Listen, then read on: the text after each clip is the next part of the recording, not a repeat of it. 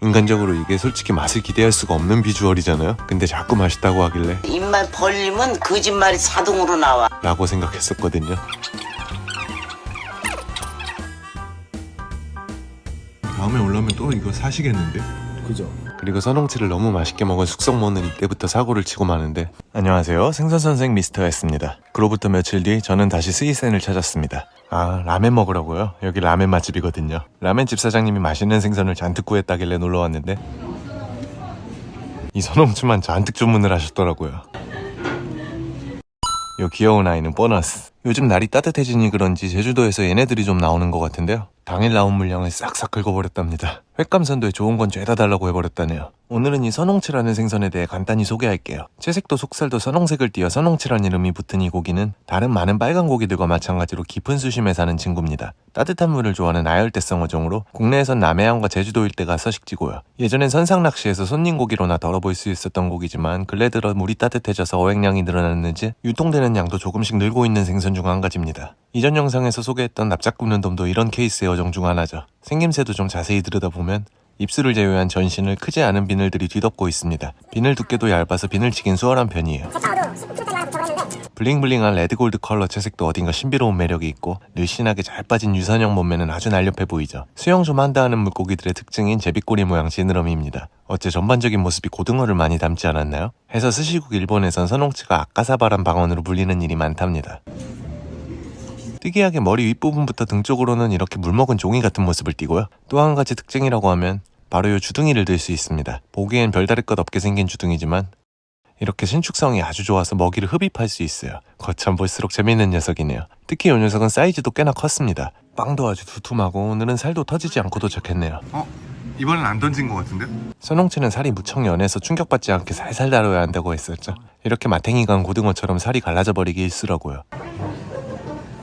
그리고 손님 고기로 또 재밌는 생선 한 가지가 섞여왔는데요. 이 자그마한 빨간 고기는 사랑놀래기란 친구입니다. 이름부터 러블리한 이 고기는 이름처럼 놀래기과의 어종입니다. 가장 친숙한 놀래기과 생선으로 바로 이 용치놀래기가 있죠. 남해안 얕은 연안의 흔한 생선인데 여름에 꽤나 맛 좋은 횟감이라고 종종 소개했었네요. 반면 사랑놀래기는 좀 더 깊은 수심에서 생활하는 녀석입니다. 그래서 용치놀래기처럼 시장에 잘 나오는 것도 아니고 남해안이나 제주도 지역에서 선상낚시에 손님 고기로 종종 잡히는 정도인데요. 용치놀래기보다 크기가 커서 먹을 것도 많고 놀래미류 특유의 수분감이 적어 회가 굉장히 맛있는 생선입니다. 사랑놀래기의 가장 큰 특징은 이 뾰족한 주둥인데요. 이게 여우의 그것 같다 하여 일어명이 키치네다입니다. 그 외에 몸 곳곳엔 이렇게 붉은 반점들이 찍힌 것도 특징이네요. 자, 그럼 이제 후딱 손질해서 맛나게 먹어봐야겠습니다.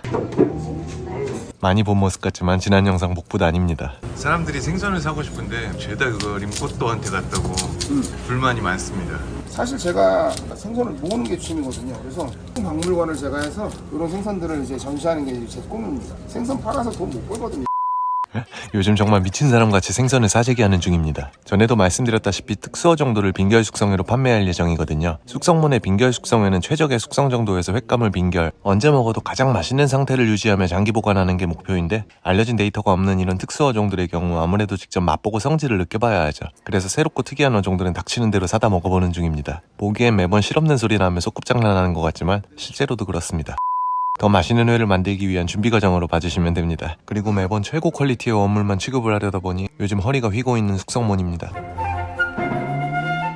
그나저나 벌써 지금 선홍치만 몇 마리째인지 모르겠네요. 까고 또 까고. 드디어 사랑놀래기 차례입니다. 근데 이 녀석 어째 비늘이 잘 안 쳐집니다. 덩치에 비해 큰 비늘이 겹겹이 포개져 있는 구조거든요. 요 영상의 느낌이 잘 담겨있네요. 타케모노라는 아저씨 영상인데요. 비늘이 뭉태기로 후두둑 떨어지는 게 보이죠? 이런 생선들은 잘 안 벗겨진다고 힘을 너무 주다간 살이 망가질 수 있습니다. 칼이 편한 분들은 스키비키를 하는 게 더 나을 것 같네요. 오, 큰일 났다. 진짜 안 벗겨져요. 비늘이 안 벗겨져서 당황한 숙성몬입니다. 덩어리지네. 그죠? 아무튼 여차저차 이래저래 콩짝콩짝해서 비늘 작업은 다 마무리했네요. 이거 협찬 광고해도 되나요? 하세요. 이거 도구야스지에서 갖고 온 종인데 제가 그랬어요. 저는 협찬 거지가 아니라 최소량만 보내달라. 공짜로 막 달라고 하는 사람 아니다 했더니 정말 한 롤 딱 보냈었어요. 진짜. 한 마리씩 이제 오늘 멸망전을 해보려고 합니다. 멸망전 근데 하는 이유가 뭔가요? 딱히 이유는 없고요. 저는 사실 멸망전이 뭔지는 몰랐는데 우리 생수쌤이 멸망전 한번 해볼 거예요. 그래서 저는 지금 뭐가 뭔지도 모르고 멸망전을 하고 있는 겁니다. 별거 없습니다. 그냥 다 손질하라는 거예요. 저번에는 완전 살이 너덜너덜 막 CJ에서 막 던지고 와갖고 이번에 어떤가 보겠습니다. 이야 좋습니다. 오늘 살에 문제 전혀 없어요. 한쪽 면은 살이 아주 깨끗합니다. 두둔. 반대쪽도 갈라짐 없이 깨끗하네요. 이야 이번 것도 기가 막힙니다. 아 이건 거의 소고기인데? 선홍치란 놈은 워낙 살이 약해서 포를 떠보기 전엔 컨디션을 장담할 수가 없어요. 그래서 들어온 것들을 이날 몽땅 포를 떠서 확인을 해보기로 했습니다. 나름 안전하게 배송됐다고 생각했어도 중간중간 살이 터진 것들이 나오네요. 이건 뭐 배송된 이후에도 아주 상전 모시듯 따로 드려야 할 판입니다. 사실 이런 생선은 도착한 다음에도 되게 이렇게 놔야 돼요. 이렇게 해서 툭 던지면 그때부터는 갈라지는 거죠. 심지어 포장시 아래에 깔려있는 놈은 중력으로 살이 터져 있기도 합니다. 이런 부분이 업장에서 쓰기엔 치명적인 리스크가 될 수 있어 보이네요. 맛이 있다 해도 다 갈라진 비주얼의 회는 상품 가치가 떨어질 수밖에 없으니까요. 가격엔 자연스럽게 로스가 반영될 테니 꽤나 비싸지겠죠? 근데 그런 걸 떠나서도 제 생각엔 이건 비싸질 생선 중 한 가지예요. 예전엔 어쩌다 소량 섞여오는 별 볼 일 없는 자버로 취급됐지만 이제 상황이 다르죠. 이에 관한 이야기는 조만간 좀 심도 있게 다뤄보도록 하겠습니다. 얘를 오롯이 한 다음에 깔끔하게 바로 벗겨낼 예정입니다. 오 큰일 났다. 진짜 안 벗겨져요. 사랑 놀래기는 비늘 벗기기가 영 귀찮아서 그냥 포를 떠서 껍질을 벗겨 비늘을 제거하기로 했습니다. 요만한 살 2덩어리가 나오네요. 근데 선어인데도 살이 정말 깨끗합니다. 아직도 투명감이 도는데 정말 티 없는 백색이에요. 껍질을 벗겨놓으면 앞뒷면의 색이 똑같을 정도입니다. 갈빗대를 깔끔하게 도려내고 가시를 뽑아 정리하고 나면 이렇게 필렛 하나에서 약 4점의 회가 나오게 됩니다. 잠시 후 주방에서 비장한 표정으로 나오는 숙성몬. 그건 뭐예요? 밥입니다. 박스 등기층 만드는 건 필요 없습니다. 딱 놓고 자, 잡았죠? 살짝만 힘을 주어 대략적인 모양만 만들어준 다음 한 바퀴 돌리면 반대가 되거든요. 잡았죠? 반대가 됩니다. 굴리듯이 양손으로 돌려주고 이걸 반복해줍니다. 최대한 경박스러운 손놀림으로 이를 반복합니다. 경박스럽게 굴리다 보면 초밥이 완성되죠. 이렇게 해서 한 번만 이렇게 모양만 잘 잡아줘도 이렇게 하면 좋은 게 뭐냐면 힘을 많이 가하지 않기 때문에 의외로 밥이 잘 풀어져요. 실제로 따라하기도 쉽고 의외로 모양새나 풀림이 좋은 방법입니다. 얘도 초밥 가능할까요? 싹가. 저희는 아무리 비싼 생선이라도 꼬리를 쓰지 않습니다. 꼬리를 쓰는 건 손님에 대한 모독. 이번에는 선홍치로 초밥을 만듭니다. 워낙 살이 연하니 얘는 쥘 때도 살살 쥐어야겠네요. 반은 껍질을 살려서 맛보기로 했습니다. 자, 그럼 희비끼를 하도록 하겠습니다. 결국엔 토치로 구웠습니다. 자, 그럼 이제 다 준비됐네요.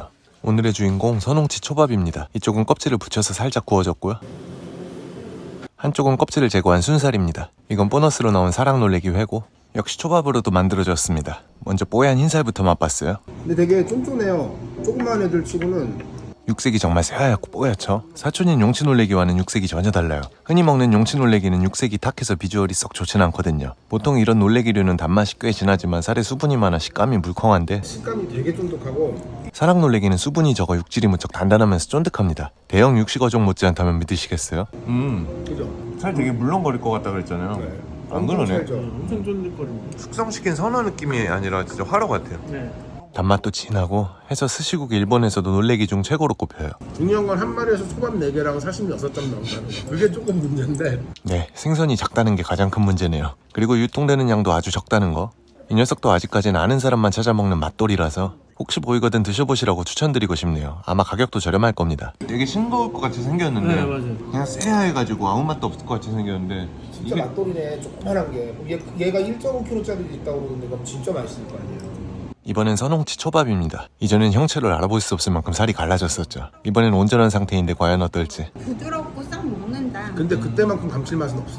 확실히 터진 살과는 씹히는 저항감이 달라요. 아주 부드럽지만 쫀득한 식감이 납니다. 또 껍질은 확실히 비주얼이 화려해서 좋네요. 부드러운 살과 식감이 대비되어 재밌긴 한데 단 껍질 질감이 참돔처럼 아주 연하진 않습니다. 껍질 칼집만 넣어가지고 하면 괜찮을 것 같은데 껍질 붙여도 감칠맛은 그때보다 훨씬 덜하죠. 그때는 우리 한 입 먹자마자 와 이거 말도 안 돼 막 이랬었거든요. 희한하게 전보다 더 큰 개체였음에도 감칠맛과 단맛이 부족한 느낌이네요. 후숙된 멜론이랑 그냥 멜론 차이 진짜 그 정도로 엄청 맛있었거든요. 감칠맛 차이. 그래서 혹시 지방이 많은 개체는 저렇게 더 살이 잘 터지나? 라는 생각도 드네요. 물론 아직 가설일 뿐입니다. 그리고 더 크고 기름진 걸 구하기도 쉽지 않을 거고요. 하지만 늘 그렇듯이 숙성모는 또 어디선가 말도 안 되는 걸 가져옵니다. 빨리 빨리. 왜? 뭔데? 짜잔. 미쳤다. 이건 며칠 전에 화제가 됐던 제주도산 선홍치입니다. 무려 4.4kg이나 나가는 초대형 사이즈인데 어부들도 귀하다고 생각했는지 배 위에서 방열 처리를 했다고 해요. 그 덕분에 상당히 높은 단가에 입찰됐다고 만들었는데 그게 여기 와 있었네요. 제 손이 커서 그렇지 얘는 사실 2리터짜리 사이다입니다. 아시죠? 제가 주먹왕 랄부. 진짜 본 거 중에 제일 큰 거 같아. 진짜 일산 방어. 딱 그 말이 맞네요. 정말 이거 실제로 보니 덩치가 무슨 일본산 방어만 합니다. 선도는 뭐 더 말할 것도 없네요. 선상에서 방열한 생선이 뭐냐? 선상 방열이 뭐냐면 배에서 잡자마자 바로 딱 피를 딴 거예요. 흔치 않은 경우죠. 이렇게 즉사를 하면 횟감으로서 더 높은 가치가 매겨지지만 현실적으로 국내에서 선상 방열은 아직까지 작업 환경상 무리가 있거든요. 어쨌든 이 초대형 선홍치는 한 점 빨리 썰어서 맛을 보고 싶었지만 원래는 제가 솥밥 해 먹으려고 그랬거든요. 분량이 길어져서 다음에 언젠가는 소개하는 걸로. 그럼 이것도 온라인몰에서 판매하실 거예요? 아니요, 운동할 건데요.